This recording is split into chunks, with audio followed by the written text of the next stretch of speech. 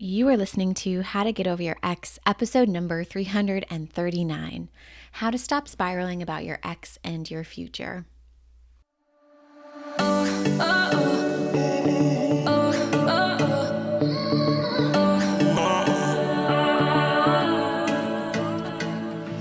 Welcome to How to Get Over Your Ex, a podcast on getting over your ex without it just taking time.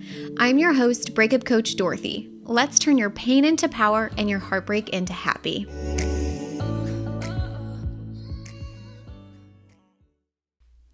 Hello, beautiful brave hearts. How is everyone doing? I want to talk about spiraling / overthinking today, and I thought, why not start with a personal story about this? This is a story I'm really not proud of. It was somewhere, I honestly don't remember the timing, but I was definitely well into my new relationship, which is like very embarrassing to talk about, right? I was in a good relationship too. This man, he was amazing. He really showed up for me. He was a great partner, but it was after my big breakup and I hadn't yet truly found the solution to getting over an ex. And I remember lying in bed next to him at like 2 a.m. and I was just wide awake, doom spiraling. Do any of you do this? And it wasn't about the man that I was literally laying next to, who was amazing. It was about my ex and my future. I was running through every possible version of my future that I could think of. What if my ex was happier with this new person than he ever was with me? What if the life I thought I was going to have was just not going to happen, right? That house, the family, the future that I had mapped out in every smallest detail. What if none of that was possible without my ex? And my new relationship was right there in front of me, and I just could not stop living in a future that centered around this man who had already left, which was so not fair to the other person, by the way. But that's what spiraling does. It takes you completely out of the present and drops you into a future that feels terrifying, a future where everything you want is suddenly impossible, a future that has him in it or nothing at all. And if you've been there, I think you know what I mean, right? And if you're there right now, I really want you to utilize this episode. So let's just take a moment when we need to define what I mean by spiraling. What am I talking about when I say the word spiraling? This is something that comes up very frequently when I'm speaking to my people, the people that I help here on the podcast, as well as in my programs, right? They come to me and they're like, I'm spiraling, I'm overthinking, I can't stop thinking about my ex. And when I'm talking about spiraling, I'm talking about like rapid, uncontrollable escalation of negative thoughts and feelings. It's like when our brain is feeling really stressed or overwhelmed or triggered, it's trying to resolve uncertainty by obsessively anticipating probably worst case scenario. It's typically a negative thought spiral. So why do we do this? It's like not fun, right? And it oftentimes really stems from deep-seated fears, right? Rejection, failure, inadequacy, unresolved triggers that just hijack the brain's rational thinking, creating a self-reinforcing loop of if this happened, then surely this other thing will happen, right? So what's the solution to this constant rumination, this doom spiraling of negative thought loops that we get stuck in when we're going through a breakup?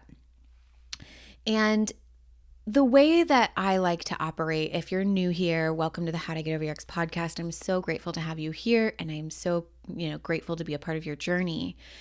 But if you're from here, you know that I like to address the root cause of something.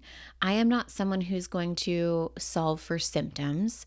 I want to solve for the root so that the symptoms are no longer problems. And this is one of those things where the solution for me is not to manage the spiral. The solution is to remove the conditions that create the spiral in the first place. So my answer to this question is going to be a little bit more in depth, hence why we're doing a whole podcast episode on it, okay? So, in breakups, you're normally not just spiraling about your ex, you're also spiraling about your future or the lack thereof your future, right? Because your ex isn't in your life anymore. And there's a lot of worry and fear. And what I teach inside of Get Over Your Ex is a 3-phase process to ending and removing the conditions that create the spirals in the first place. What? So good. I love my work. So, the first phase is really looking at your biology baseline.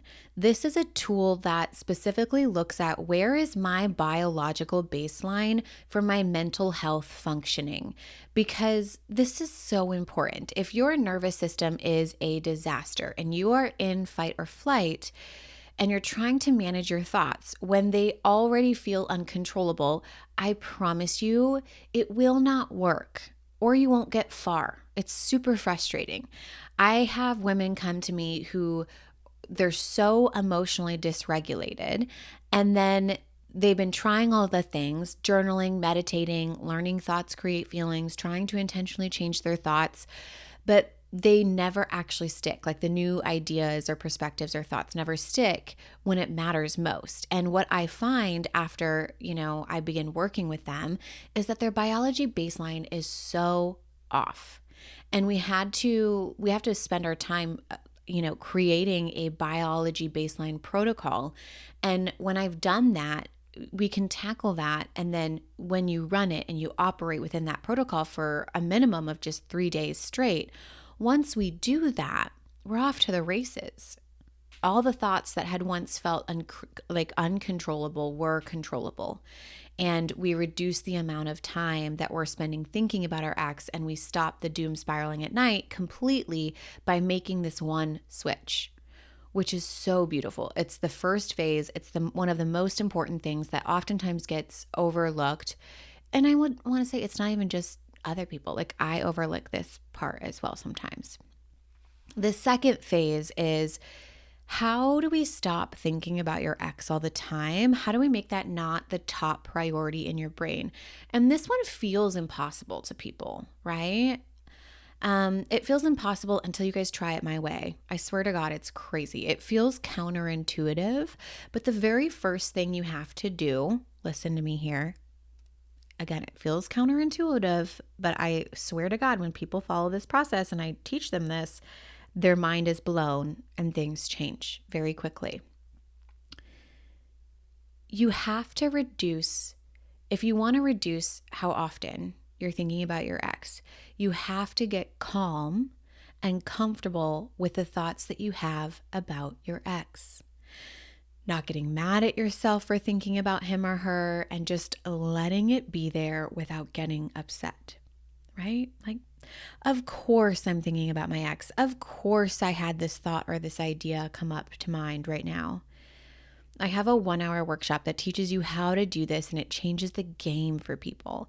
My client recently went from thinking about her ex about 50 times a day to 10 times a day after watching and applying that specific technique. Within 3 weeks, she was rarely thinking about her ex anymore, which is so great. Now, that phase is really important when we learn to do this with our ex, when we learn to reduce the amount of airtime our ex has in our brain. Then we get to really tackle the fear of your future. We can tackle like the actual things that are underneath your ex that has more to do with the fear, worry, rejection, and those really heavy hitter emotions that kind of create the conditions for spiraling. So this phase, again, if you've been around for a while, you can probably guess this. It's reducing desire and attachment for your ex, okay? When we desire something and we don't get to have it in our life, of course we spiral about it. It feels scary to say, oh my God, this person that I used to have regular access to, I don't have anymore. And that's terrifying. And what's so interesting is what we resist persists. So when we can't have something, we want it more. Isn't that crazy? Hence the opposite effects of no contact. For some of you, you notice, like if you give yourself this made up rule of going no contact, you actually want contact more. And it's doing like the opposite of what you anticipated. Now, once you reduce desire for your ex, why would we spiral about not having it? Isn't that interesting? And the same thing with attachment. We can reduce attachment to your ex and know that everything we want in our life is available regardless of him being in our life. And when we do that, again, there isn't a looming fear to spiral about in the first place. We've removed the conditions that create the spiral. Now, to reduce desire and attachment, you must use the RDA process. This is the process to reducing desire and attachment without it taking time. And it's what I teach you, and we apply it together inside of the Get Over Your Ex program. Now, one of my clients recently spent 5 days with just the content of the RDA process alone, just that. And she reduced her desire and her attachment for her ex from 10 to a 5 in 5 days.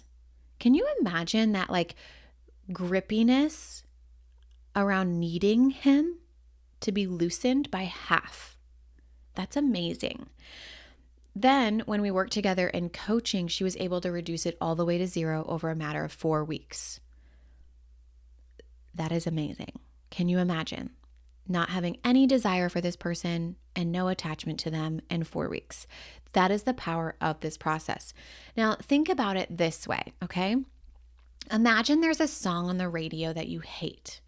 And every time it comes on, you have this reaction. It ruins your mood. It takes you somewhere you don't want to go.